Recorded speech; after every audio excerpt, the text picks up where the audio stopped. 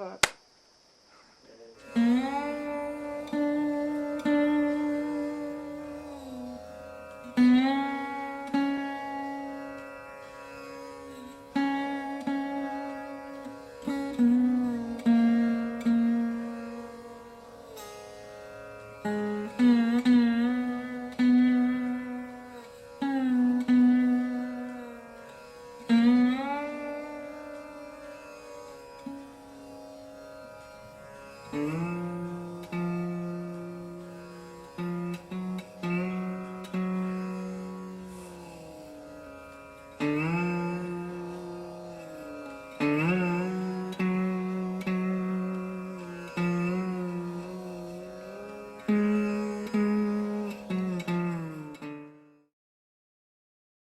I first heard about Tushuk Lingpa about in 2001, and I spent about maybe 7 years writing a book about him in the end.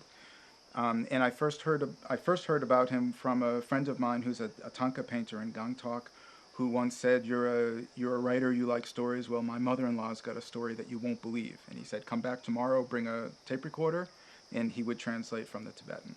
And then I got this whole story of how she had heard that the Lama had arrived in Sikkim, who would open up a hidden valley of immortality that they'd been waiting for generations for, and that the word came that he had finally come.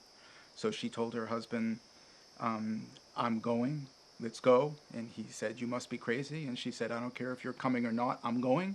And he said, "Okay, I'll go."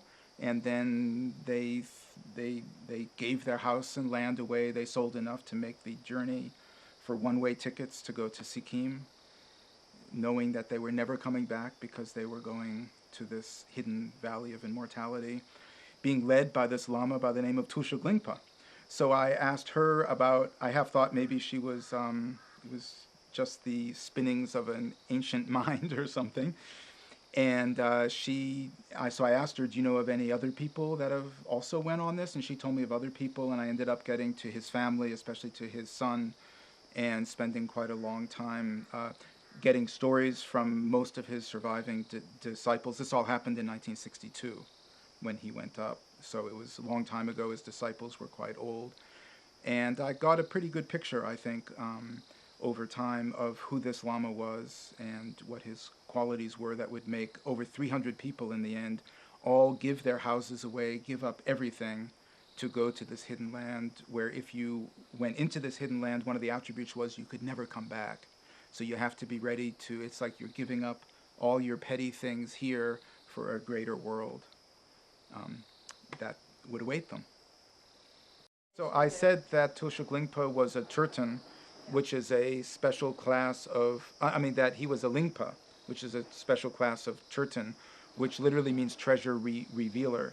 And there's a tradition within Tibetan Buddhism, especially in the oldest branch, the Nyingmas, of these treasure revealers. And the basic idea is that the Padmasambhava, who's attributed with bringing Buddhism to Tibet, in his infinite wisdom, knew that the people at the time, when he was bringing Buddhism to them in the 8th century, that there were certain texts, certain teachings that were right for them.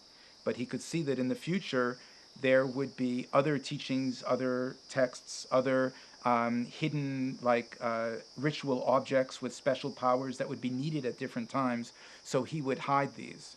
And he would hide them.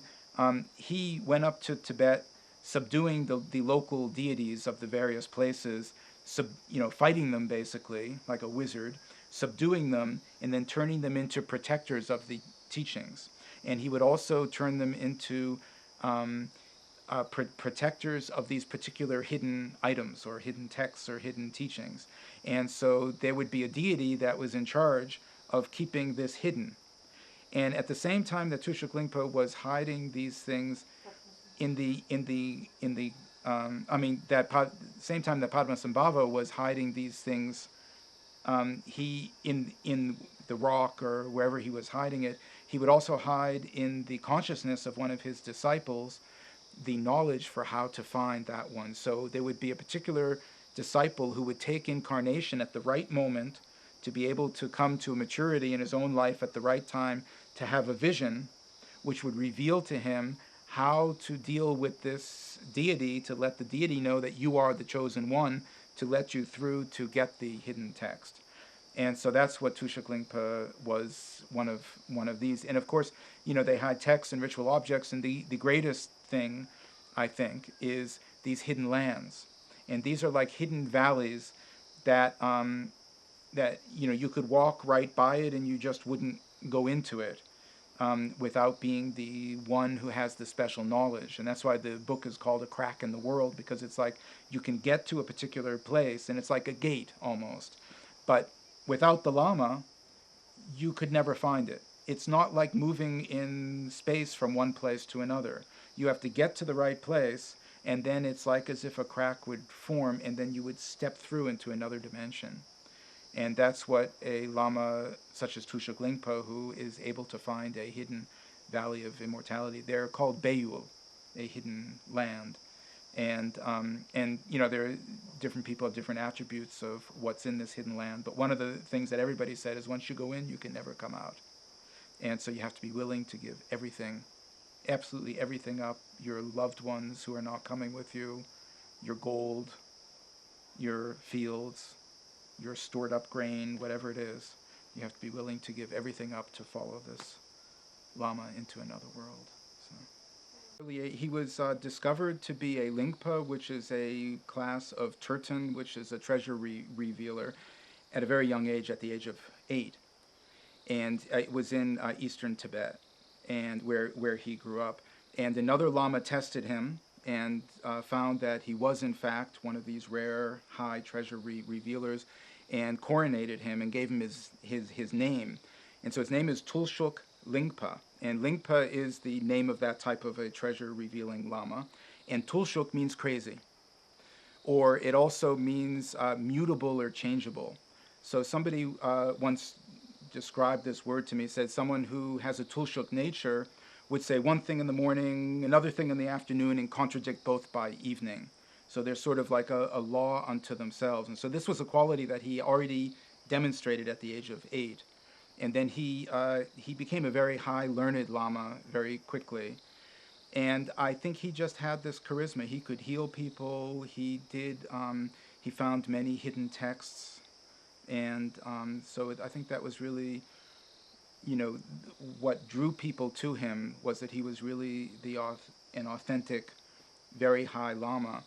And I think maybe there's a certain thing where you get to be there are sort of like Lamas that work through the ranks, so to speak, of this hierarchical system of Tibetan Buddhism. And then there are some, I think, that sort of pop out the top and then are laws unto themselves. And so I know that when I ask people, what was it that made you, what gave you this? What was it about him that you would give everything up for him? And many people said, like, he didn't care when somebody came to him. It didn't matter to him whether they were high or low, of a high caste, you could say, or a low caste, or a great learned known person or a simple person in rags. He would treat each one the same. Like he would treat the rich person like the poor person. That's how someone once said it to me. So he was all very equal in it. And I think he didn't really care like how he was dressed. He often he was a Nagpa, so he would wear a white robe, but he often wore just civilian clothes, just normal clothes. And one time he took his first trip, he lived in Himachal Pradesh for a long time, then he took kind of a reconnaissance trip with a few disciples to Sikkim after he had received these visions, saying that he was the one who would open up this hidden land. It was like he received this word. And they were going to see Dujom Rinpoche, who was a very high Nyingma Lama, who was his root guru, with his disciples. And as they were going there, they had just traveled all the way across India on trains and who knows how to get up there. And they were walking up to Dujom's house. And he was dressed in his, dirty clothes from travel, and they were civilian clothes, so to speak. And his disciples were all begging him, please, master, please, put your robe on. You're going to go see, like as if he doesn't understand, you're going to go see a very high Lama, but you're wearing, and he was like, no, it doesn't, he was saying, like, it doesn't matter what you look like on the outside. And then he said, often it's better if you don't show on the outside what you are on the inside. Like, you just don't show it. And in the end, he said okay, and there was a forest on the way up to Dujom's house, and he undressed and put on his robe for them.